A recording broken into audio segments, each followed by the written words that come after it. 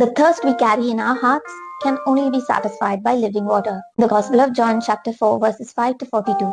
Jesus meets a Samaritan woman at the well. She carried shame, rejection, and a complicated past. Instead of condemnation, Jesus offers her living water, a relationship with God that satisfies the deepest thirst of the soul. We also see that she views people in worldly classification, differentiating them when offering help. When Jesus asks for water, she states that she has nothing in common with the Jews and that they worship in Jerusalem. And Jesus says to her that the hour is coming when you will worship the Father neither on this mountain nor in Jerusalem. And you people worship what you don't understand, while we worship what we understand, because salvation is from the Jews. This is the truth statement, for he says, the hour is coming and is now here when true worshippers will worship the Father in spirit and truth.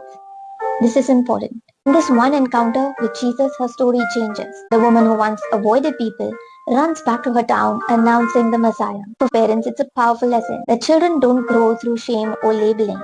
They grow when someone sees beyond their mistakes and speaks life into their identity. Grace has the power to transform what judgment never can. Today is the feast day of St. John of God, patron saint of hospitals, nurses, firefighters, and the sick. He was born in Portugal and faced a tumultuous childhood.